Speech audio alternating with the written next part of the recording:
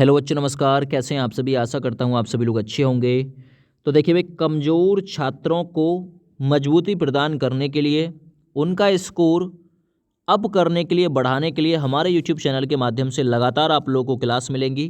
केवल और केवल कमज़ोर छात्रों का ही ध्यान इसमें रखा गया है। जो मैथ के हीरो हैं वो अपनी तैयारी को और कहीं से कर सकते हैं। ये केवल कमज़ोर छात्रों को ध्यान में रखकर वीडियो बनाई गई है। चैप्टर रखा गया औसत, एक चैप्टर से एक ही वीडियो मिलेगी और आपको इतना फ़ायदा हो जाएगा। यदि किसी एग्जाम में 20 सवाल आते हैं तो आपके 10 प्लस सवाल तैयार हो जाएंगे अगर आप लोग हमारी प्रत्येक वीडियो को कवर कर लेते हैं तो।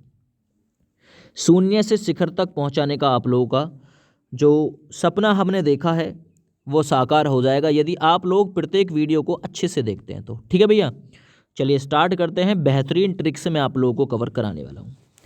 सबसे पहले सवाल देखिए, सबसे पहला सवाल है प्रथम 100 प्राकृत संख्याओं का औसत ज्ञात करो। अब जिसको पता है वो ज्ञात करके बताइए भाई। तो नेचुरल नंबर कौन कौन सा होता है? प्राकृत 1, 2, 3, 4, 5, ये सभी नेचुरल नंबर हैं। हमको कहाँ तक जाना है? 100 तक। तो हम लोग कहेंगे डॉट डॉट डॉट, यहीं पहुँच गए हम 100 तक। तो कभी भी आप लोगों से प्रथम 100 प्राकृत पूछा जाए, प्रथम 50 पूछा जाए, प्रथम 70 पूछा जाए, 80 पूछा जाए, आप लोग ट्रिक कौन सी लगाओगे? सबसे पहली प्राकृत ले लीजिए, ये लीजिए। फिर जितना पूछा है उतना आप लोग इसके साइड में रख लो जी, 100 ये, और बटे में केवल आप लोग को 2 का भाग दे देना।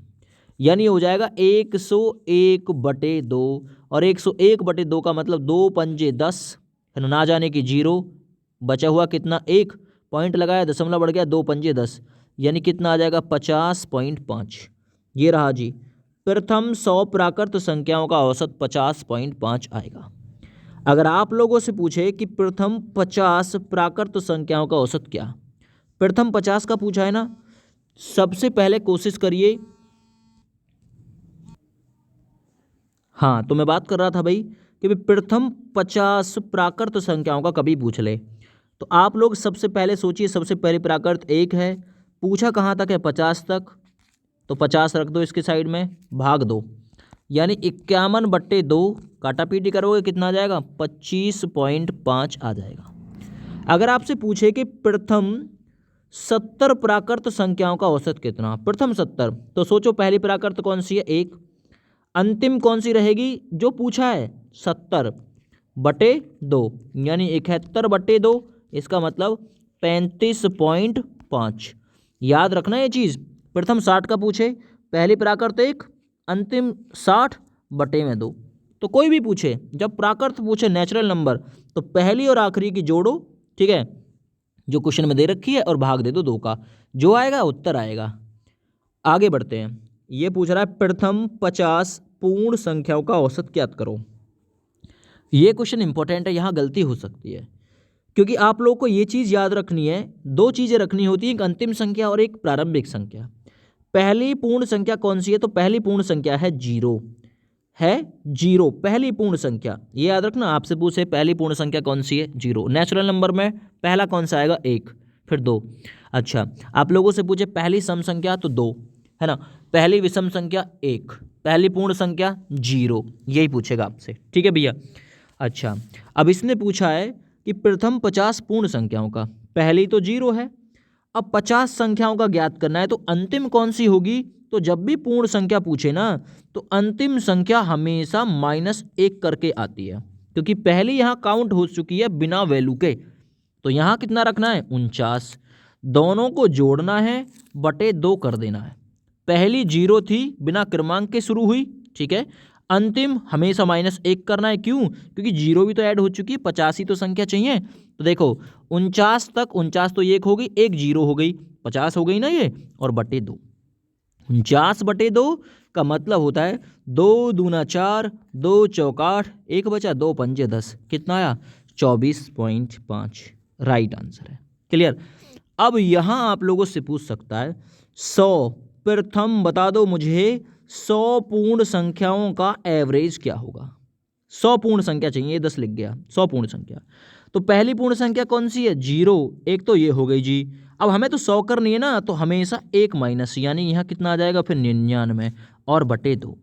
99 जीरो जोड़ोगे, 99/2 का मतलब दोस्त होता है 49.5। क्लियर हो गया ये चीज़, याद रखना, क्योंकि पहली पूर्ण संख्या जीरो है और 99 और एक संख्या ये कितनी होगी, 100 संख्याएं हो चुकी हैं। हमें तो 100 ही का चाहिए ना, हमें 50 का चाहिए, तो हम लोग पहले जीरो रखेंगे फिर अंतिम रखेंगे 49। अगर कभी ये बोले कि प्रथम 70 पूर्ण संख्याओं का औसत कितना है, 70 पहली पूर्ण संख्या जीरो, अंतिम पूर्ण संख्या हमें तो 70 संख्या रखनी है, अंतिम पूर्ण हो जाएगी 69, बटे में हो जाएगा 2, तो 69/2, 69/2 का मतलब दोस्त होता है 39.5। 39.5 होता है क्या, गलत बता रहा हूँ मैं, ठीक है ना। क्या होता है फिर 33 दूना 66 और ये आपका हो जाएगा भाई 69 लाना है ना, 34 दूनी 68 यानी 34.5 हो जाएगा, ठीक है ना। कैलकुलेशन आपके हाथ में है। चलो जी, पूर्ण संख्याओं का भी क्लियर हो गया। अब बारी आती है सम संख्याओं का क्लियर करने की, यहीं से क्वेश्चन फंसता है। सम संख्या, अब आप लोग सोचो, पहले सम संख्या कौन सी है, 2, अगली सम संख्या 2 के बाद में 3 विषम, अगली सम संख्या है 4, 2 के बाद में 4। सम संख्या की पहचान क्या है, जो संख्या 2 से कट जाए या जिस संख्या का अंतिम अंक 2 से कट जाए, सम है मान लो, है ना, 2 से कट जाए और, ठीक है ना, 2 से कट जाए और 4 से कट जाए, 8 से कट जाए इत्यादि, जो 2 से कट जाए वही सम है। अच्छा, पहली भाज्य संख्या कौन सी है, तो पहली भाज्य संख्या पूछे तो वो 4 है। अब 20 सम संख्या लानी है आपको, 20 सम संख्या। अब 20 सम संख्याओं के लिए आपको कुल कितनी संख्याएं चाहिए, क्योंकि पहली विषम संख्या होती है, दूसरी सम होती है, फिर विषम होती है, फिर सम होती है। अब एक बात बताओ, 20 संख्याओं के लिए आपको कहाँ तक चलना पड़ेगा, पहली सम कौन सी है, 2, तो यहाँ पर जितनी संख्या आपको दे रखी है ना 20, 20 गुना 2 कर दो, आपको गिनती में जाना पड़ेगा 40 तक। 40 तक जाओगे जब 20 सम संख्या आपको प्राप्त होंगी, ये याद रखना है ये चीज़, ठीक है ना। तो देखो हमेशा ये देखो, पहली सम कौन सी है, 2, और आपको अंतिम निकालनी हो ना, अंतिम, तो हमेशा इसके साथ में 2 की गुना कर दो, 2 की, 20 दूना कितना हो गया 40, है ना। 40 संख्याओं में टोटल आपको 20 सम मिलेंगी, 20 विषम, ठीक है ना। तो यहाँ आप लोग इससे जोड़ो और इसका आप लोग भाग दे दो, ठीक है ना। आप लोग देखेंगे 20 इसमें जुड़ जाएगा, 40 तो 42, 42/2 कितना है, 41, याद रखना ये चीज़, ठीक है ना, 41। तो 20 सम संख्याओं के लिए आपको कितनी संख्या चलनी पड़ेंगी, 40, याद रखना ये चीज़। अच्छा, अगर यहाँ पे होता, यहाँ पे ये होता जी, मुझे बताओ कि 50 सम संख्याओं का औसत कितना होगा। पहली सम संख्या कितनी रखते, 2, अंतिम संख्या कितनी रखते, क्योंकि 2 का गुना कर दोगे, सम संख्या 2 है, तो 50 दूना कितना हो जाएगा फिर 100, ठीक है ना, याद रखना ये हो जाएगा बटे में 2, यानी 102/2, 102/2 का मतलब होता है 51, याद रखना ये चीज़, 51, ठीक है, क्लियर है ना।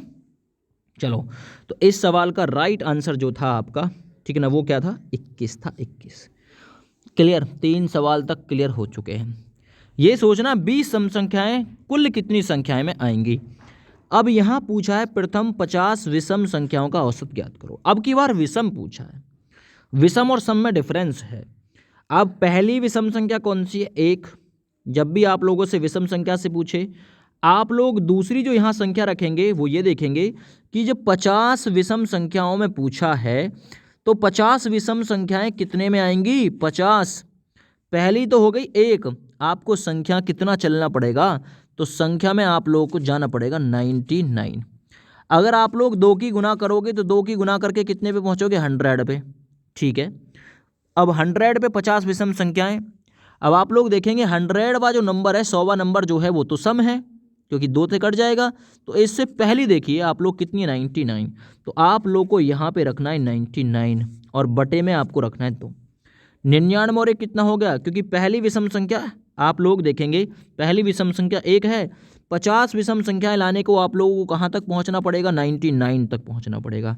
तो 99 और 1 100, और 100/2 का मतलब होता है दोस्त 50, यानी 50 इसका औसत होगा, ठीक है। तो ए विकल्प बिल्कुल इसका राइट आंसर हो जाएगा। अब आप लोगों से पूछे कि मुझे बताइए कि 60 विषम संख्याओं का औसत कितना होगा। पहली विषम संख्या 1, 60 संख्या लानी है ना, 2 की गुना कर लो, 2 की गुना करा कितना है, 120, है ना। 120, अब 120 तो सम संख्या है तो इससे पहली लेनी है आपको हमेशा, यानी 119। तो यहाँ पे रखोगे 119 बटे में भाग दे दोगे 2 का, यानी 120 बटे 2। इस प्रकार से 60 ही इसका आ जाएगा। याद रखना। एक चीज़ और आपको बताता हूँ शॉर्ट। यहाँ देखो प्रथम 50 विषम संख्याओं का पूछा है ना, तो कितना आया था 50। 60 का पूछा था तो 60, है ना। अगर मैं 70 का निकालूंगा ना तो 70 ही आएगा। तो एक कॉमन आपको ट्रिक याद रखनी है, यदि विषम संख्याओं का पूछा है कि प्रथम विषम संख्याओं का, तो जो यहाँ आपको संख्या दे रखी होंगी वही उसका उत्तर हो जाएगा। ये ट्रिक भी आप लोग याद रखिएगा। आगे बढ़ता हूँ। 60 तक की सम संख्याओं का औसत कितना होगा। 60 तक की, अब की बार प्रथम नहीं बोला है, इसने बोला है 60 तक की सम संख्याएं। अब 60 तक में कितनी सम संख्याएं आई होंगी, तो पहली सम संख्या रही होगी 2। अब 60 तक पूछा है, यहाँ जोड़ दो 60, है ना, और बटे 2 कर दो। 60 तो कितना हो जाएगा 62, 62 बटे 2 यानी कितनी, तो औसत आ जाएगा 31। तो हमेशा आपको इस ट्रिक का यूज़ कर लेना है। पहली सम संख्या 60 तक में पूछा है तो 60 जोड़ दो, बटे में 2 का भाग दे दो, हमेशा क्लियर आएगा। ठीक है, 31। आगे बढ़ते हैं। 40 तक की विषम संख्याओं का औसत कितना होगा। हमेशा ध्यान रखना, 40 तक की पूछ रहा है तो पहली विषम संख्या 1 रखो। 40 तक पूछा है, 40 तो सम है, इससे पहली रख दो कितना 39, और बटे में अगलो 2 का भाग दे दो। ठीक है ना। तो 39 और 1 कितना हो जाएगा 40, 40 बटे 2 यानी कि कितना आ जाएगा दोस्त 20 आ जाएगा। अगर आप लोगों से पूछे 50 तक की विषम संख्याओं का औसत कितना होगा, तो पहली विषम ये रखो। अब 50 तक की पूछा है तो 50 तो सम है, इससे 1 कम कर दो 49, 49 बटे 2 कितना आ जाएगा 50, 50 बटे 2 यानी कि 25 इसका आंसर आ जाएगा। तो ध्यान रखनी है ये चीज़ें छोटी छोटी सी। सवाल नंबर 7 देखते हैं। संख्या 8 के प्रथम 9 गुणजों का औसत कितना होगा। ऐसा भी क्वेश्चन पूछ सकता है। संख्या 8 के प्रथम 9 गुणजों का औसत कितना होगा। अब 8 का प्रथम गुणज, गुणज का मतलब होता है 8 गुना 1, 8 गुना 2, इस प्रकार से। ठीक है ना। 8 गुना 1 8, 8 गुना 2 दूसरा गुणज 16, 8 गुना 3 तीसरा गुणज दोस्त हो जाएगा 24। इसी प्रकार से डॉट डॉट डॉट अगर हम देखें 9वां गुणज कितना होगा, तो 9वां गुणज हो जाएगा 8 गुना 9 यानी कि 72, 72।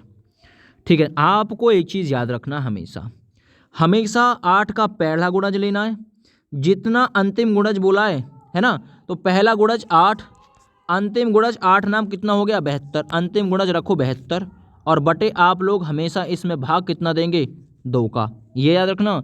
72 8 कितना हो गया 80, 80 बटे 2 कितना आएगा दोस्त 40, उत्तर है इसका राइट। तो जब भी आप लोगों से ऐसा पूछा जाए, क्वेश्चन में शॉर्ट कर रहा हूँ, 8 का पहला गुणज 8, हमेशा इन दोनों की गुणा 8 नाम कितना हो गया 72, और बटे में 2 कर देना। 72 8 कितना हो गया 80, 80 बटे 2 यानी कि इसका आंसर आपका 40 आ जाएगा। 40 ही ऑप्शन नंबर बी में दे रखा है शॉर्ट में। आप लोगों से कभी ऐसा पूछे कि 7 के प्रथम 8 गुणजों का औसत कितना होगा। 7 के प्रथम 8 गुणज, ठीक है ना। हमेशा 7 का पहला गुणज रखिए 7, इन दोनों की गुणा 7 8 कितना हो जाएगा 56, बटे में आपको किसका भाग देना है, बटे में आपको 2 का भाग देना है। कितना हो गया 56 और 7 63, 63 बटे 2 आप लोग देखेंगे तो ये हो जाएगा आपका 31.5। तो इस ट्रिक का आप लोग यूज़ कर सकते हैं। आगे बढ़ते हैं। प्रथम 10 अभाज्य संख्याओं का औसत कितना है। अभाज्य संख्या पूछा है, देखिए अभाज्य का आपको लिखना ही होता है। प्रथम अभाज्य संख्या 2, सम संख्या 2, है ना। ये 2 प्रथम अभाज्य संख्या भी है और प्रथम सम संख्या भी है। 2 3 फिर उसके बाद में 5। अभाज्य संख्या वो होती हैं जो संख्या किसी दूसरे से भाज्य ना हो, खुद अपने आप से कटें या फिर 1 से कटें, ठीक है ना। 2 3 5, 5 के बाद में 7, 7 के बाद में 11, ठीक है ना। 11 के बाद में 13, 13 के बाद में 17, 17 के बाद में 19, 19 के बाद में 23, 23 के बाद में यहाँ आपका आएगा 29, है ना। अच्छा, आपको 10 का पूछा है ना, तो ये 10 तक 29 पहुँचेंगे, ठीक है ना। और बटे में जितना पूछा है उसका भाग दे देना। योग करेंगे तो योग आएगा इसका 129, बटे में आप लोग 10, है ना। बटे 10 का मतलब होता है उतने ही अंक बाद ऊपर दशमलव लगा दो जितनी जीरो है। तो यहाँ आपका लग जाएगा 12.9। इस सवाल का राइट आंसर आएगा 12.9। जोड़ना आपके हाथ है, जोड़ लेना, ठीक है ना। तो पहली अभाज्य संख्या कौन सी है 2, अगली 3, फिर 5 7 11 13 17 19 23 और 29। इनका योग करोगे 129 आ जाएगा। अगला देखिए 5 क्रमागत संख्याओं का औसत 42, एवरेज 42 है। कितनी संख्याएं हैं? 5। तो देखिए एवरेज यानी एक संख्या, मैं संख्या लिख देता हूँ, ये एवरेज है। एवरेज को कुछ इस प्रकार से इंडिकेट करो, ठीक है ना। ये होगी 5, इनका औसत है 42, तो जो औसत दे रखा है उसे यहाँ रख दो 42। अब कैसी है? क्रमागत संख्या है ना, तो इससे पहले कितनी होगी? 41, इससे पहले कितनी होगी? 40, इसके बाद की कितनी होगी? 43, और इसके बाद की कितनी होगी? 44, है ना। औसत है दोनों का, एवरेज वाले को हमेशा बीच में रखो, इस ट्रिक से यूज़ करो। इनमें से सबसे छोटी संख्या कौन सी है? तो देखो सबसे छोटी संख्या ये रही 40। अगर पूछे सबसे बड़ी संख्या तो 44 यानी 44। तो इस प्रकार से रखेंगे जब भी क्रमागत आप लोगों से पूछा जाएगा तो, ठीक है ना। औसत हमेशा मध्य का अंक होता है। कौन सा होता है दोस्त? औसत का मतलब होता है मध्य का, यानी बीच का अंक, याद रखो। आगे बढ़ते हैं। 4 क्रमागत संख्याओं का औसत 22.5 है, ठीक है जी, कोई दिक्कत नहीं। इनमें से छोटी संख्या क्या है? तो औसत हमेशा बीच का अंक होता है, तो रख लो बीच का अंक, ये हो जाएगा 22.5। अब ये तो अधूरी संख्या है, कोई दिक्कत नहीं है। तो अब अधूरी संख्या को कभी भी आप लोगों को पूरी संख्या नहीं मानना है, 4 आप लोगों की ऐसी ही संख्या रहेंगी, ठीक है ना। तो इससे पहले कौन सी रही होगी? इससे पहले आई होगी 22, इससे पहले आप लोग रखेंगे 21, इसके बाद में आई होगी 23, और 23 के बाद में 24। ये हमेशा बीच का अंक होता है, तो इसे बीच में रखो ना, ठीक है ना। अब ऐसे आपने रख लिया, इनमें से छोटी संख्या कौन सी है? तो छोटी संख्या आपको दिख गई 21 है, तो राइट आंसर दोस्त आपका 21 है इसका। बड़ी संख्या कौन सी है? 24। कभी भी ऐसा क्वेश्चन पूछे तो आप लोग हमेशा बीच में रखो उसे। चलो जी 11वें नंबर क्वेश्चन पे आ जाओ। 5 क्रमागत सम संख्याओं का औसत 108 है। 5 क्रमागत है ना, सबसे पहले ये बनाओ, तो 5 यानी फिर ये बनाओ और फिर ये बनाओ, 2 इसके बाद बनाओ, 5 डंडे खींच लो। एवरेज को हमेशा बीच में रखना है क्योंकि ये बीच का होता है। 108 है, सम संख्या होनी चाहिए, सबसे छोटी संख्या। अब सोचो 108 से पहले सम संख्या कौन सी होगी? 106। 106 से पहले 104, इसके बाद में 110, और 110 के बाद में दोस्त 112। अब इसमें सबसे छोटी देखो ये रही 104, तो ये रही आपका आंसर 104। सबसे बड़ी कौन सी है? 112, ऑप्शन में नहीं है क्योंकि सबसे छोटी संख्या पूछी है। तो 5 क्रमागत सम संख्याओं का औसत 108 है, सबसे छोटी संख्या हमने फटाफट से निकाल के उसे दे दी। अगला देखो 4 क्रमागत सम संख्याओं का औसत 47 है। 47 तो आपकी विषम संख्या है, कोई दिक्कत नहीं है, तो औसत हमेशा बीच का अंक है, रखो 47 इसमें। 2 इसके इधर होंगी, 2 इसके इधर होंगी, क्योंकि ये तो विषम है ना, हमें तो सम से मतलब है, तो सम से ही मतलब रखेंगे ना। अब 47 से पहले विषम संख्या 46, 46 से अगली रही होगी 44, इससे आगे 48, 48 से आगे 50। सबसे छोटी संख्या पूछ रहा है जी, सबसे छोटी संख्या बता दो मुझे। 44, 44। तो कभी भी ऐसा क्वेश्चन पूछा जाए, अब इस 47 से कुछ नहीं कर सकते आप क्योंकि ये तो विषम संख्या है। आगे बढ़ते हैं। एक रेलगाड़ी जयपुर से दिल्ली 60 किलोमीटर प्रति घंटा की चाल से जाती है, चलो कोई बात नहीं, और 40 किलोमीटर प्रति घंटे की चाल से वापस लौटती है। उस रेलगाड़ी की औसत चाल क्या है? अब एक बात मैं यहाँ पर आपका बनाता हूँ कुछ पॉइंट, ये लो जी। एक रेलगाड़ी जयपुर से दिल्ली, ये जयपुर है, ये दिल्ली है। अब जो जाने की स्पीड थी उसकी 60 किलोमीटर प्रति हावर की थी, लेकिन दिल्ली से जब ये वापस आई तो इसकी स्पीड हो गई 40 किलोमीटर प्रति घंटे की, प्रति हावर की। अब ये कहना चाह रहा है ये, तो औसत चाल क्या है? जब भी आप लोगों से औसत चाल पूछे तो इसके लिए आप लोग यूज़ करेंगे formula 2xy upon x plus y. अब यहाँ x है उसकी प्रारंभिक चाल, y है उसकी अंतिम चाल, ठीक है ना, हमेशा याद रखना। तो 2 के साथ में रखो 2 गुना x का मतलब कितना है? 60 है ना, 60 की से गई थी, 40 की से लौटी थी, और बटे 60 और 40 कितना हो जाएगा? क्योंकि प्रारंभिक चाल और अंतिम चाल दोनों का जोड़, तो 60 और 40 हो जाएगा 100। ये 0 से ये 0 कट जाएगा, ये 0 से ये 0 कट जाएगा, कितना आएगा? 6 दूना 12, 12 चौक कितना हो जाएगा? तो 48 किलोमीटर प्रति हावर की उसकी औसत चाल आ जाएगी, जो कि आपका ऑप्शन नंबर ए में दे रखा है। क्लियर यहाँ तक? तो जब भी औसत चाल आप लोगों से पूछे तो आप लोग 2xy upon x plus y का यूज़ कर लेंगे। आगे देखिए, किसी कक्षा में 20 विद्यार्थियों का औसत भार 40 किलोग्राम है। कोई बात नहीं है जी। यदि प्रत्येक विद्यार्थी के भार में 5 किलोग्राम की वृद्धि हो गई तो कक्षा का औसत कितना हो जाएगा? तो कक्षा का औसत कितना हो जाएगा? अब एक बात सोचो, कभी 20 विद्यार्थियों का औसत भार, प्रत्येक के भार में 40 किलोग्राम तो उसके हिस्सा में आता है। 20 विद्यार्थी, 20 स्टूडेंट है ना, औसत है 40 किलोग्राम। अब इसने बोला है यदि इसने बोला यदि प्रत्येक विद्यार्थी के भार में 5 किलोग्राम की वृद्धि हो गई तो कक्षा का औसत भार कितना है। तो देखिए भाई, अब कितना बढ़ेगा औसत भार, तो औसत भार कितना हो जाएगा 40, प्रत्येक प्लस 5 है ना भाई। तो प्रत्येक में कितना जोड़ा, प्रत्येक में जोड़ा प्लस 5। तो इस प्रकार से यहाँ आपका औसत में डायरेक्ट आप लोग 5 जोड़ सकते हैं। प्रारंभिक में तो 40 और 5 कितना हो जाएगा, 45 हो जाएगा। कितना हो जाएगा, 45। शॉर्ट रूप से आप लोग इसे कर सकते हो, क्योंकि पहला कितना था, पहला था 40 किलोग्राम और अब 5 किलोग्राम की प्रत्येक में वृद्धि हुई है। तो जो वृद्धि हुई है उसे डायरेक्टली आप लोग औसत जो था ना पहले वाला उसमें जोड़कर अपना आंसर कर सकते हो। आप लोग कहेंगे सर हमारी समझ में नहीं आया, चलो कोई दिक्कत नहीं, मैं आपको दूसरा तरीका बताता हूँ। 20 का औसत भार था 40, तो योग कितना हुआ 800। अच्छा, यदि प्रत्येक विद्यार्थी के औसत भार में 5 किलोग्राम की वृद्धि हो गई, औसत भार में कोई शामिल नहीं हुआ, औसत भार में 20 विद्यार्थी थे तो 20 गुना 5 ये और बढ़ गया 100 और बढ़ गया जी, लो 100 बढ़ गया, 0 0 ये कितना हो गया 900 है ना। 20 ही विद्यार्थी है ना, 20 विद्यार्थी बटे में 20 आप लोग भाग दे देंगे, कितना हो जाएगा 45। तो मैंने वही तो बोला था कि आप लोग केवल और केवल औसत भार में 5 किलोग्राम की वृद्धि डायरेक्ट जोड़ दो, तो नया कक्षा का औसत भार 45 हो गया। ठीक है, चलिए 15वां नंबर सवाल करते हैं। एक कक्षा के 20 विद्यार्थियों का औसत भार 50 किलोग्राम है। यदि 5 विद्यार्थी और शामिल हो जाए तो औसत भार में 2 किलोग्राम की वृद्धि हो जाती है, तो आने वाले विद्यार्थियों का कुल भार कितना है। देखिए इस सवाल को आप लोग कैसे करेंगे, 50 का औसत भार है ना भाई, एक कक्षा के 20 विद्यार्थी है ना, तो आप लोग लिखिए 20 स्टूडेंट, औसत भार कितना है 50 किलोग्राम, तो 20 गुना 50 हमेशा योग पर पहुंचिए, योग आएगा 1000 किलोग्राम। ठीक है, 5 विद्यार्थी और शामिल हो जाएं, 20 थे 5 और आ गए, कितने हो गए 25 छात्र, तो औसत भार 2 किलोग्राम बढ़ गया। पहले 50 था, अब कितना हो गया, अब हो गया 52। ठीक है ना, ये याद रखना 52, तो 52 गुना 25 आप लोग करेंगे तो ये आ जाएगा 1300। ठीक है, अच्छा तो इसने कहा है तो आने वाले विद्यार्थियों का कुल भार कितना था, आए कितने हैं 5, लेकिन 5 की वजह से योग कितना बढ़ा है, तो आप लोग कहेंगे 1000 से 1300 पहुंच गया, तो 5 पॉइंट की वैल्यू कितनी हो गई, ये हो गई आपकी 300।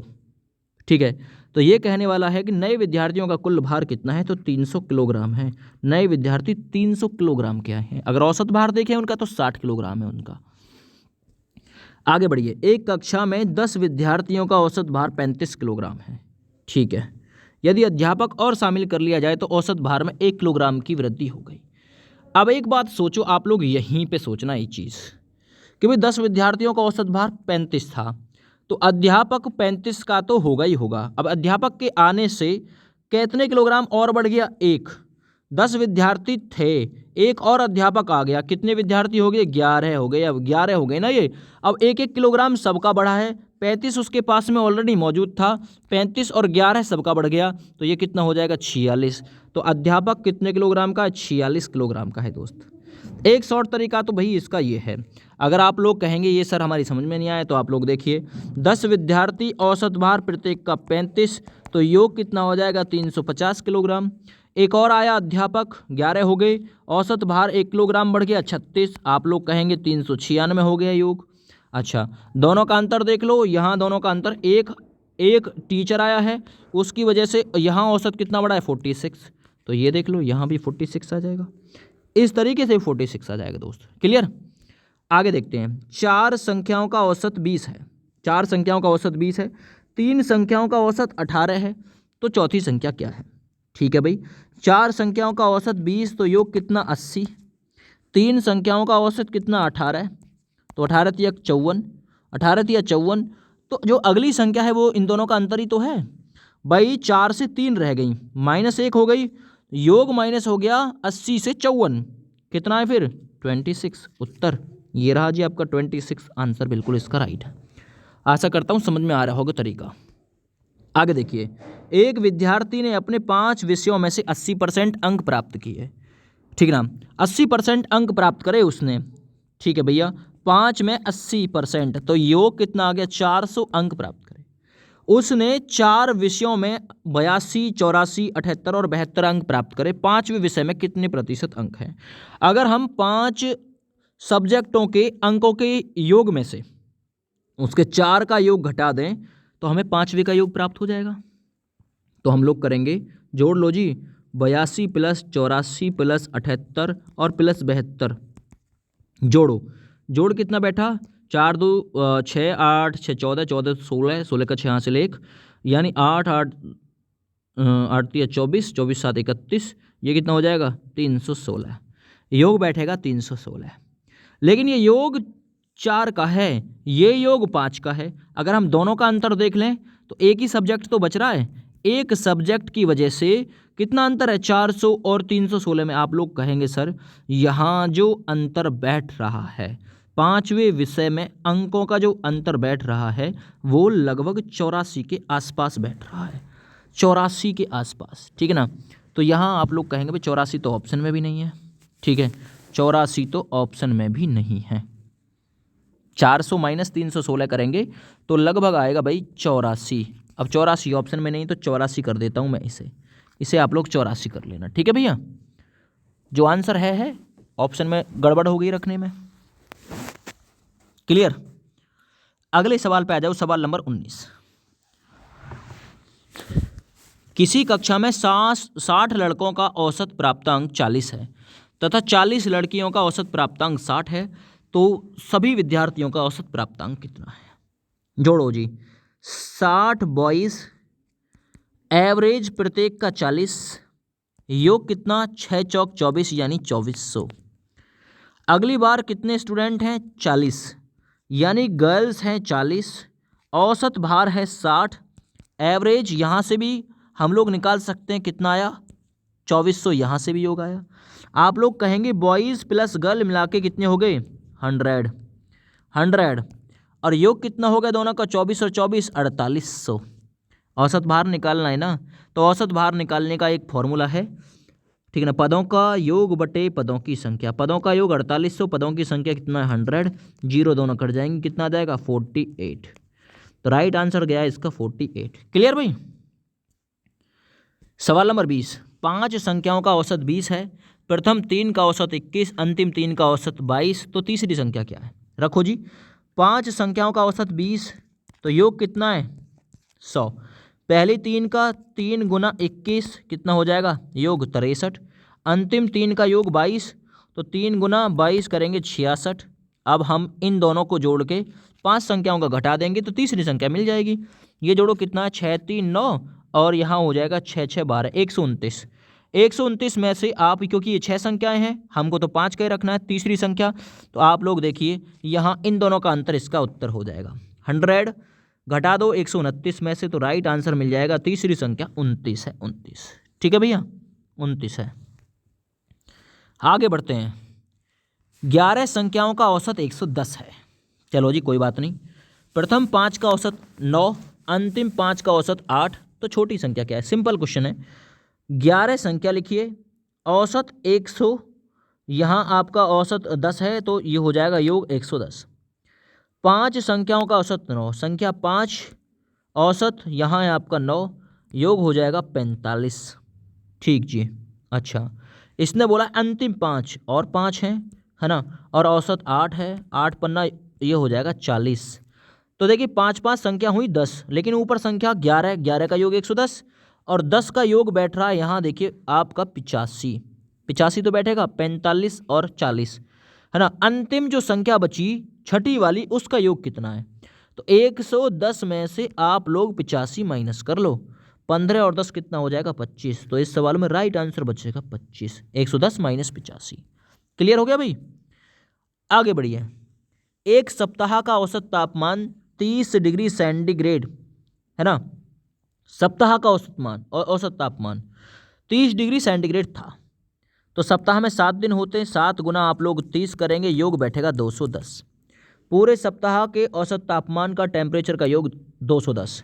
इसने बोला है प्रथम 3 दिन का औसत तापमान, प्रथम 3 का औसत तापमान जो था वो 28 डिग्री सेंटीग्रेड था, यानी योग यहाँ बैठा 84। औसत से आप लोग योग पर पहुँचेंगे। अंतिम 3 दिन का औसत तापमान इसने दिया 29 था, तो चौथे दिन का तापमान क्या है, 29 दिया होता है दोस्त 87। अब 3 3 कितना 6, ये कितने दिन का है 7, इन दोनों का जोड़ के 6 दिन का, यदि हम 7 दिन के में से घटा देंगे तो चौथा दिन निकल जाएगा। 7 4 11, 8 8 16 और 1 कितना हो गया 17, यानी 171। अब 210 में से आप लोग माइनस कर दो, 210 7 दिन का है, 171 है 6 दिन का। 171 जैसे ही माइनस करेंगे तो यहाँ बचेगा आपका 39 डिग्री सेंटीग्रेड। तो 39 डिग्री सेंटीग्रेड था चौथे दिन का टेम्परेचर। अगला देखिए, सोमवार मंगल तथा बुधवार का औसत तापमान 34 डिग्री है। दिन कितने? सोमवार मंगल बुध। आप लोग कहेंगे सर 3 दिन का औसत तापमान है ना 34 डिग्री सेंटीग्रेड। तो 34 गुना 3 कितना हो जाएगा दोस्त? ये हो जाएगा 4 × 12, 3 × 9 यानी 102। लेकिन आप लोग इस क्वेश्चन को थोड़ा सा फैलाव के साथ लिख लीजिएगा। कैसे? मैं यहाँ पर आपका लिख रहा हूँ, इसे आप लोग लिखिए सोम मंगल बुध, इस टाइप से लिखिए। बुध, ठीक है ना, सोमवार का भी 34, मंगल का भी 34, बुध का भी 34, योग बैठा 102। चलो जी, अब इसने मंगल बुध और बृहस्पति का औसत तापमान दिया 37। ठीक है, कोई दिक्कत नहीं। तो इस प्रकार से फिर मैं लिखूंगा यहाँ पे मंगल बुध बृहस्पति, इसका औसत तापमान दिया 37, यहाँ भी 37, यहाँ भी 37, यहाँ भी 37।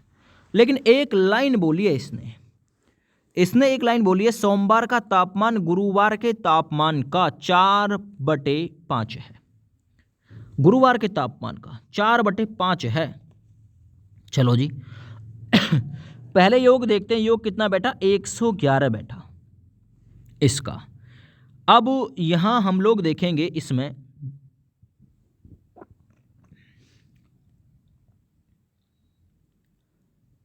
दोनों में अंतर कितना है? 9 डिग्री सेंटीग्रेड का अंतर है। ठीक है, अब 9 डिग्री सेंटीग्रेड का अंतर है। इसने बोला है यदि सोमवार का तापमान गुरुवार के तापमान का 4/5 गुना है, तो इसमें हम लोग देखेंगे 4/5, ये किसका है? सोमवार का, यानी 4 भाग सोमवार, 5 भाग किसका है? गुरुवार का। तो गुरुवार का तापमान, अब सोमवार का तापमान चाहिए ना, सोमवार का तापमान देखो ये रहा 4, और इन दोनों का जो अंतर आया है ना, उस अंतर का आप लोग इस 4 के साथ में गुना कर देंगे। 4 × 9 कितना है सोमवार का तापमान? 36 डिग्री सेंटीग्रेड।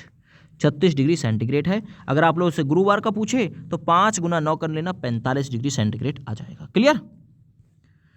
चलिए अगला देखिए, 5 क्रमागत संख्याओं का योग 200 है तो सबसे छोटी संख्या कौन सी है? सवाल नंबर है 24। अगर ये क्वेश्चन भी आपने ध्यान से कर लिए तो ये मान लेना बेड़ा लगभग पार हो जाएगा। 5 क्रमागत संख्याओं का योग 200 है, सबसे छोटी संख्या कौन सी है?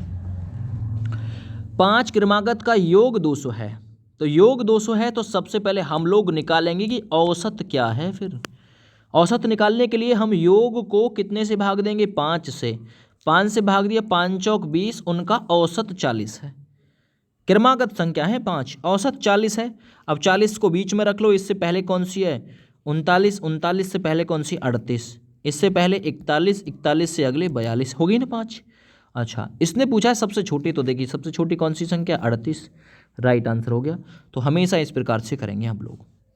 अगला देखिए, 5 क्रमागत विषम संख्याओं का योग 105 है तो सबसे छोटी संख्या, अब की बार क्रमागत है ना, विषम है। अब हम लोग विषम हो चसम भाग देंगे 105 को किससे? जितनी संख्याएं हैं। अब की बार क्रमागत का याद रखना है। 5 से आ जाएगा, ये आएगा 21। 21 क्या आया है? औसत। इसीलिए तो मैंने योग बटे संख्या करके आप लोगों से औसत निकलवाया है कि औसत क्या है? औसत है 21, यानी 21 बीच की संख्या है, मिडिल है ना, मिडिल संख्या। इससे आगे, इससे आगे, इससे पीछे, इस टाइप से 5 है ना। तो 21 से पहले क्रमागत में हम रखेंगे 20 को, 20 से अगली रही होगी 19, 19, 21 के बाद में 22 आई होगी, 22 के बाद में 23। तो सबसे छोटी संख्या कौन सी है? फिर सबसे छोटी संख्या यहाँ पे भाई निकल के आ रही है 19, लेकिन शायद मैंने कुछ गलत रख दिया है। 5 क्रमागत संख्याओं का 105, 21 रखेंगे बीच में, 21 से पहली। हाँ, एक चीज़ भूल गया, क्योंकि इसने विषम वर्ड बोला है, विषम। तो 105/5 करेंगे हम लोग, 21 आएगी विषम वाली। तो 21 से पहली रही होगी विषम 19, और 19 से पहली रही होगी 17, 17 के बाद में 23, और 23 के बाद में 25, क्योंकि विषम का ध्यान नहीं दिया मैंने। तो यहाँ छोटी विषम संख्या कौन सी रहेगी? 17, और बड़ी विषम संख्या 25 रहेगी। क्लियर? चलो 26 नंबर क्वेश्चन देखते हैं। एक रेलगाड़ी ए से बी की ओर 60 किलोमीटर प्रति घंटे की चाल से जाती है, ठीक है, और 40 किलोमीटर प्रति घंटे की चाल से लौटती है, तो औसत चाल तो मैंने बताया था 2xy upon x plus Y, है ना। एक्स प्रारंभिक चाल, वाई अंतिम चाल, तो ये हो जाएगा 2 गुना 60 गुना 40 बटे एक्स प्लस वाई। एक्स का मतलब 60 है, वाई का मतलब 40, तो ये हो जाएगा आपका 100। ये जीरो आपस में दोनों कट जाएंगी। 6 चौक 24, 24 दूना कितना हो जाएगा 48 किलोमीटर प्रति घंटे की ये औसत चाल। ये ऑलरेडी हम लोग ऊपर भी कर चुके थे। अगला सवाल देखते हैं। 30 लड़कों का औसत भार जो है, औसत प्राप्तांक 20 है, 20 लड़कियों का औसत प्राप्तांक 30 है, तो सभी विद्यार्थियों का कितना है? आप लोग कहिए 30 बॉय का औसत प्राप्तांक यदि 20 है तो योग हो जाएगा 600। 20 गर्ल हैं, इनका औसत प्राप्तांक यदि 30 है तो इनका योग भी 600। हमारे पास स्टूडेंट बॉय प्लस गर्ल कितने हैं 50। हमारे पास योग कितना है? योग है 600 और 600 1200। जीरो से जीरो कट जाएगी, 5 से कट जाएगा, 24 पंजे होते हैं 120, तो 24 इसका एवरेज दोस्त निकल के आ जाएगा। क्लियर हो गया भैया? चलो जी अगले सवाल पे आ जाते हैं। अगला सवाल है m संख्याओं का औसत n स्क्वायर है, n की पावर 2 है, तथा n संख्याओं का औसत m की पावर 2 है, n की पावर 2, तो सभी संख्याओं का औसत कितना है? ये क्वेश्चन है, हम लोगों से क्वेश्चन पूछा है ना भाई। औसत पूछा है ना, तो हम लोग निकालेंगे m संख्याओं का औसत n स्क्वायर, तो औसत रखिए, औसत क्या होगा? औसत बराबर संख्या m है ना, और औसत है n स्क्वायर, योग पूछ पर पहुँचते हैं, तो ये हो जाएगा mn स्क्वायर प्लस आपकी बार कितनी संख्याएं? अब की बार n संख्याएं हैं, n संख्या है, औसत कितना m स्क्वायर, तो ये आपका हो जाएगा m स्क्वायर बटे में m प्लस n हो जाएगा, m प्लस n हो जाएगा। अब ऊपर से क्या कॉमन मिल जाएगा हमें? ऊपर से मिल जाएगा दोस्त एम एन कॉमन, बचेगा क्या? तो ये आप कहेंगे m प्लस n ही बचेगा, ठीक है। और यहाँ नीचे क्या बचेगा? तो ये m प्लस n जो का त्यों बचेगा। अब n प्लस n ये दोनों कट जाएंगे, क्या बचा यहाँ पे? तो ये बचा m plus n, m n बचा, m प्लस n नहीं, तो m n इनका औसत आ जाएगा। याद रखना ये चीज़ भी। क्लियर? आगे बढ़ते हैं। 9 अभाज्य संख्याएं, प्रथम 9 अभाज्य संख्याओं का औसत कितना होगा? तो रख लो भैया, पहली अभाज्य संख्या 2, अगली 3, अगली 5, अगली 7, फिर 11, फिर भैया 13, फिर 17 और फिर 19 और फिर हो जाएगा दोस्त 23। 1 2 3 4 5 6 7 8 9, 23 तक पहुंचेगी गिनती। और बटे में आप लोग यहाँ रख लो ना 9, क्योंकि 9 संख्याओं का पूछा है। योग बैठेगा 100 इसका, 100 बटे 9, तो 100 बटे 9 का मतलब होता है 11.11, यानी 11.11। तो इसका जो औसत आएगा ना प्रथम 9 का, वो आएगा यहाँ पे 11.11। ठीक है भैया। अगला सवाल, 5 संख्याओं का औसत 10 है, कौन सी संख्या जोड़ी जाएगी औसत 12 हो जाए? कोई दिक्कत नहीं है भैया। देखिए 5 संख्याओं का औसत कितना है? 10, तो 5 संख्याओं का औसत 10 है, योग कितना हुआ दोस्त? ये होगा 50। अब एक संख्या जोड़ी है, तो संख्या जोड़ोगे तो संख्या कितनी हो जाएंगी? 6, है ना, कि औसत 12 हो जाए। औसत करना है 12, 12 छिंग कितना हो गया? 72।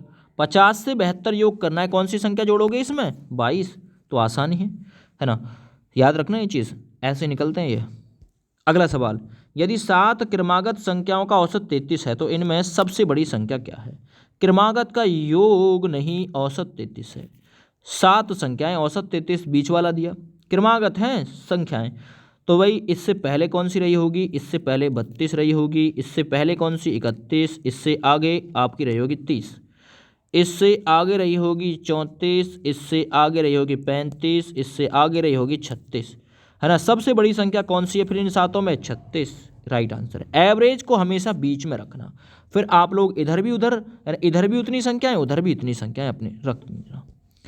आगे ए बी सी डी 4 क्रमागत विषम संख्याएं हैं जिनका औसत 42 है, बी तथा डी का गुणनफल कितना है ना। 42 एवरेज, 42 विषम संख्याएं हैं। आप लोग कहेंगे सर ये तो 42 तो सम है, तो इसको रखिए ना यहाँ पे। इससे पहली विषम कौन सी है? 41। इससे पहली विषम कौन सी है? आपको कहेंगे 39 है। इससे अगली विषम 43 है, इससे अगली विषम 45 है। तो इसने पूछा है ये ए है, ये बी है, ये सी है, ये डी है, ठीक है ना। याद रखना ये नहीं है कोई सी भी, क्योंकि ये तो सम संख्या है, सम नहीं रखना, विषम रखना है। इसने पूछा है बी तथा डी, ये रही आपकी बी 41, डी 45, ठीक है ना। ये देखो जी, अच्छा 41 और 45 इनका गुणनफल पूछा है। आप लोग कहेंगे सर 5 एकम 5, तो देखो एक ही में लास्ट में 5 आ रहा है, इसलिए हमने शॉर्ट में पकड़ लिया।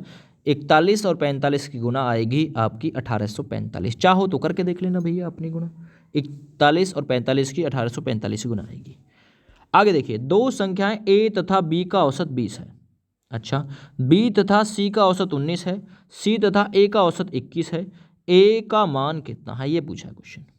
आप लोग रखिए, ए बी दो संख्या है ना, ए बी, तो दो संख्याएं, 2 गुना हो जाएगा 20, दुना योग कितना हो गया 40 हो गया जी।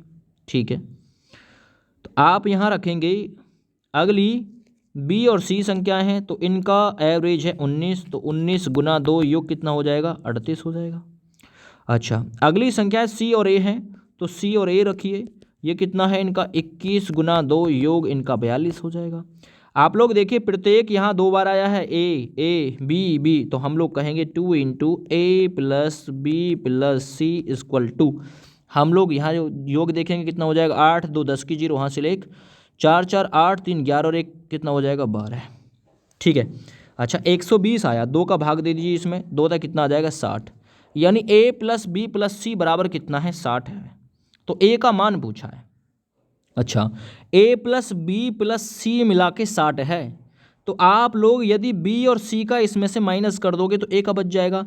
बी और सी का मान कितना, ये रहा 38, बी और सी का मान कितना है 38, और ए बी सी के टोटल मान में से टोटल मान 60, तो आप लोग 60 में से यदि 38 माइनस कर दो कितना बचेगा 22, 22 किसका मान है दोस्त, ए का मान है, तो 33 नंबर में यहाँ आपका बिल्कुल राइट आंसर हो जाएगा।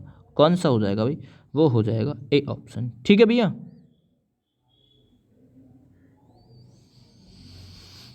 आगे देखिए, अगला सवाल है, ए तथा बी की मासिक आय 14,000, बी तथा सी की मासिक औसत आय 15,600। ठीक है, बी तथा सी की औसत मासिक आय 14,400, बी की मासिक आय कितनी है। देखिए इसका मैं शॉर्ट रूप देता हूँ आपको, ए बी बराबर कितना है 14,000, पिछले सवाल का भी शॉर्ट रूप दूंगा अभी। बी सी कितना है, बी सी है आपका 15,600। अच्छा, सी ए कितना है दोस्त, सी ए है आपका 14,400।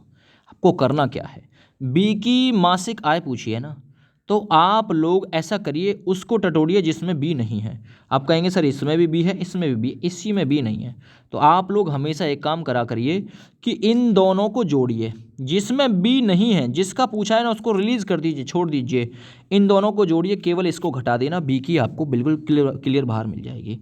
जैसे यहाँ हम लोग जोड़ते हैं 14,000 और ये 15,600, इसमें जोड़ दो, 0 0 6 5 4 9, ये हो जाएगा आपका 29,600।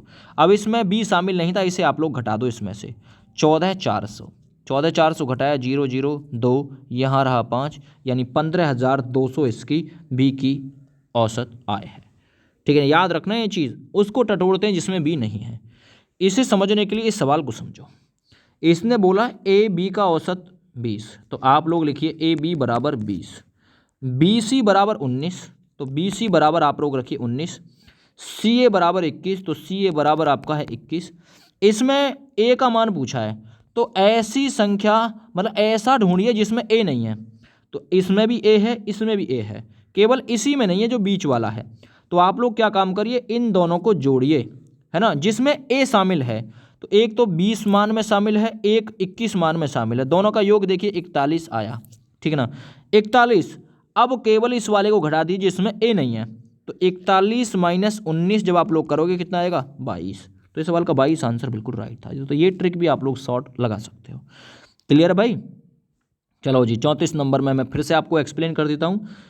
ए बी की मासिक आय 14,000, तो ए बी बराबर रखिए 14,000, क्लियर कर देता हूँ, और है ना बी इसने बोला है बी की मासिक जो है, ए तथा बी की मासिक आय इतनी है, बी तथा सी की औसत मासिक आय 15,600, तो बी सी रखिए 15,600 है, और सी ए की या ए सी की औसत मासिक जो है आय है ना, ए सी की वो है आपकी 14,400। बिल्कुल क्लियर है। बी की मान पूछ रहा है तो आप लोग देखिए बी किस में नहीं है, तो बी इसमें नहीं है, तो आप लोग क्या काम करना, इन दोनों को जोड़ दो, इसको घटा देना, बस हमेशा उत्तर आ जाएगा। आगे देखिए 240 छात्रों का औसत प्राप्तांक 35 है। 240 छात्रों का औसत प्राप्तांक 35, ठीक है जी, कोई दिक्कत नहीं है। यदि उत्तीर्ण हुए छात्रों का औसत प्राप्तांक 39 और अनुत्तीर्ण हुए औसत प्राप्तांक छात्रों का औसत प्राप्तांक 15 है, तो कितने छात्र उत्तीर्ण हुए? कितने छात्र हैं टोटल? 240 छात्र हैं, ठीक है। एक तरफ लिखिए पास, पास, एक तरफ लिखिए फेल, मिश्रण विधि लगानी है, ठीक है। औसत प्राप्तांक जो था उत्तीर्ण होने वालों का 39 था, अनुत्तीर्ण होने वालों का जो औसत प्राप्तांक था 35 था। यदि सभी छात्रों का औसत प्राप्तांक कितना था? 35, तो 35 को बीच में रख लो। चलो जी, बहुत बढ़िया। ये यहाँ से कितना बचेगा? 4, यहाँ से कितना बचा भाई? 20 बचा, यानी 4 एकम 4, 4 पंजे 20, यानी अनुपात जो है पास और फेल वालों में 5:1 का अनुपात है।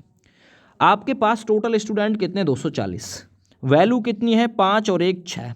एक स्टूडेंट यदि फेल है तो 5 पास हैं, टोटल स्टूडेंट है आपके पास में 6। 6 पॉइंट की वैल्यू सवाल ने दे रखी है 240। 240 आपको किसकी चाहिए? कितने छात्र उत्तीर्ण हुए? उत्तीर्ण का अनुपात कितना आया? 5, तो आप लोग रखिए 5, 5/6, 6 का, क्योंकि 6 पॉइंट की वैल्यू 240 है, 6 का भाग दे दीजिए, 6 चौक 24 है ना, 6 चौक 24 कितना हो जाएगा? 40 गुना 5, ये हो जाएगा आपका 200। कितने छात्र उत्तीर्ण हुए? 200 छात्र पास हुए। सिंपल था क्वेश्चन, कोई ज़्यादा कुछ खास नहीं था, ठीक है। चलिए 36 नंबर सवाल पे आ गए। किसी परीक्षा में छात्रों तथा छात्राओं के औसत प्राप्तांक क्रमशः 71, 73 हैं, ठीक है ना, 71, 73। चलो, समस्त विद्यार्थियों के औसत प्राप्तांक 71.8 हैं। चलो जी, ठीक है। छात्र तथा छात्राओं का अनुपात कितना है?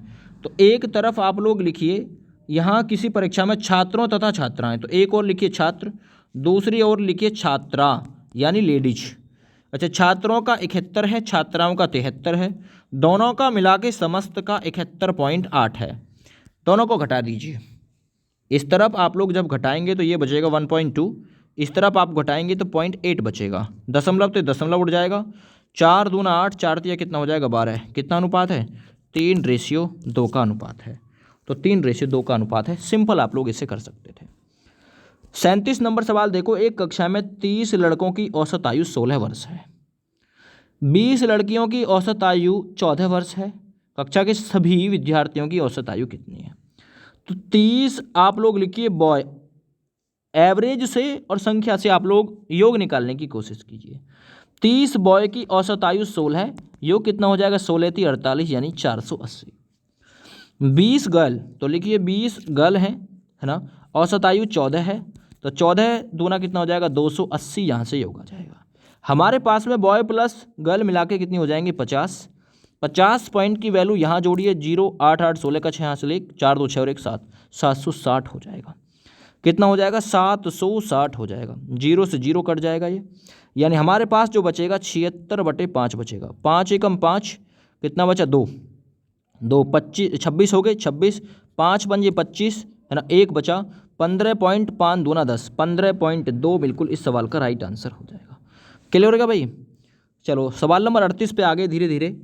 3 लड़कों की औसत आयु 16 वर्ष है, यदि इनकी आयु का अनुपात है ना, इनकी आयु का जो अनुपात है, 3 लड़के हैं, इनकी आयु का अनुपात जो रखा है भाई वो 4:5:7 है। तो छोटे लड़के की आयु कितनी है?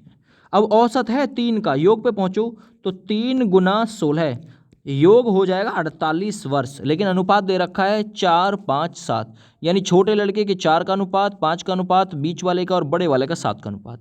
तो आप लोग क्या करिए, इस अनुपात को इस योग के बराबर रखिए। 4 5 9 9 7 16, यानी 16 पॉइंट की वैल्यू कितना है? 48। आपको किसकी चाहिए? सबसे छोटे वाले की। सबसे छोटे वाले के हिस्से में कितने? 4। तो आप लोग जिसकी पूछिए उसे ऊपर रखिए। टोटल जितने पॉइंट की वैल्यू है, 16 पॉइंट की वैल्यू थी ना 48, इसे यहाँ पे रखिए। 16 थी कितना हो जाएगा? 48, 4 तिया कितना हो जाएगा? 12 वर्ष। तो 12 वर्ष है छोटे लड़के की आयु। राइट आंसर गया इसका ए ऑप्शन। आगे बढ़ते हैं 38 नंबर हो गया भाई। 38 नंबर 2 बार आ गया है ना, एक बार सही है, पिछला क्वेश्चन गलत था टाइपिंग में, ये सही कर दिया था मैंने, कोई दिक्कत नहीं। 8 व्यक्तियों का औसत भार 1.5 किलोग्राम बढ़ जाता है जब उसमें से एक व्यक्ति जिसका 65 किलोग्राम भार है के स्थान पर एक नया व्यक्ति स्थानापन्न कर दिया जाता है। 8 व्यक्ति हैं, ठीक है, सबका 1.5 किलोग्राम बढ़ा और जिसका कुल भार कितना था 65। तो एक बात सोचो, 65 तो उसके खाते में जो का त्यों मौजूद थे ना, क्योंकि 8 व्यक्तियों का औसत भार 1.5 किलोग्राम बढ़ा, उनमें से 65 वाला गया। तो 65 वाला गया तो 65 वाले के स्थान पर एक नया लाए और नए ने आकर क्या किया, भार को बढ़ा दिया। कितना किलोग्राम बढ़ाया? 1.5 किलोग्राम। सभी के भार को, स्थानापन्न का मतलब पुराना वाला गया, नया वाला आया। तो कोई नया व्यक्ति तो ऐड हुआ ही नहीं, क्योंकि पुराना गया नया आया, 8 के 8 ही रहे। ठीक है, अब ये देखो 8 व्यक्ति हैं, 1.5 किलोग्राम प्रत्येक का बढ़ा, तो टोटल वजन कितना बढ़ा? 12 किलोग्राम। 12 किलोग्राम तो इसने इनका बढ़ा दिया, 65 किलोग्राम वाले को उसको कवर कर लिया। तो 12 प्लस 65 यानी नया कितने किलोग्राम का आया है? 77 किलोग्राम का नया आया है। याद रखना, आरआरबी कोलकाता एएसएम एग्जाम में पूछा गया था 2001 में ये क्वेश्चन। तो 77 केजी का आया है नया व्यक्ति, ए ऑप्शन राइट है। ठीक है, अगला सवाल देखो, दो संख्याओं का औसत m है, दो संख्याओं में से एक संख्या n है, तो दूसरी संख्या क्या है? तो देखिए, दो संख्याओं का औसत m, तो योग कितना होगा? तो योग हो जाएगा भाई 2 की गुना हो जाएगी, 2 गुना m बराबर 2m हो जाएगा योग। ठीक है, इनमें से इसने बोला एक संख्या n है, तो दूसरी संख्या क्या है? तो हमें अगर दूसरी संख्या निकालनी है ना, तो हम दूसरी संख्या को 2m में से घटाएंगे ना, 2m माइनस n, तो दूसरी संख्या क्या है? 2m minus n। तो आप लोग देख लो, 2m माइनस n, ये बिल्कुल राइट आंसर है इसका। ठीक है भैया, समझ में आ रहा है? चलो जी, इसमें पूछा है 30, 40, 50, 90 और 20 है ना, और a है ना का औसत 60 है। एक क्वेश्चन को देख लेता हूँ एक बार में। देखिए भाई, अच्छा, तथा 60 ए भी है इसमें और 60 भी है, का औसत 70 है, औसत दिया 70, तो ए का मान क्या है? क्वेश्चन है 30, 40, 50, 60, 90, 20, ए का औसत 70 है, तो ए का मान कितना है? जोड़िए भैया, इसमें आसान है इसे जोड़ना।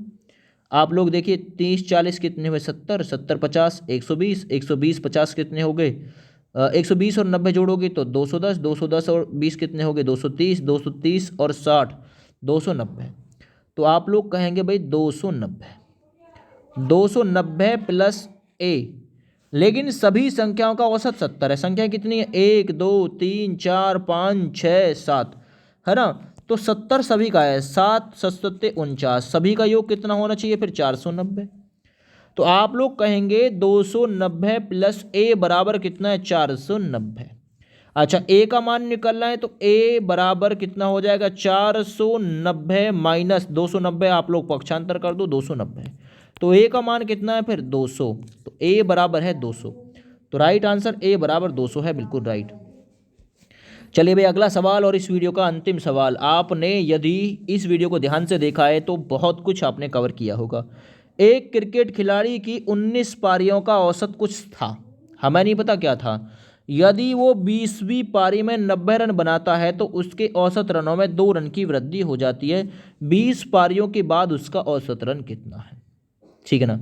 अब एक बात बताओ, 20 पारी के बाद औसत पूछा है, 2 रन की वृद्धि करी है, तो 20 पारी में 2-2 रन की वृद्धि हुई, तो 40 रन तो उसने वृद्धि के लिए ही बना दिए, है ना। 40 रन उसने वृद्धि के लिए बना दिए। टोटल रन किसने बनाए थे? उसने। तो पुराना औसत कितना था? पहले निकालेंगे पुराना औसत। तो पुराना औसत अगर हम निकालें, तो पुराना औसत निकालने के लिए क्या करोगे? 40 तो उसने 20 पारियों के बढ़ा दिए, तो 90 माइनस 40 करोगे तो पुराना औसत निकल के आएगा 50। अब नया औसत निकालना है, 20वीं पारी का औसत। तो भाई 50 और प्लस जो प्रत्येक में 2 रन की वृद्धि हुई, तो इसे और जोड़ दो। तो 20 पारियों का औसत कितना है? उसका 52 है, 52। याद रखना ये चीज़, ठीक है ना। 20 पारियों का औसत कितना है? 52 है। तो याद रखना, औसत में वृद्धि तो रनों में कमी, और औसत में कमी तो रनों में वृद्धि यहाँ आपको देखने के लिए मिलेगी।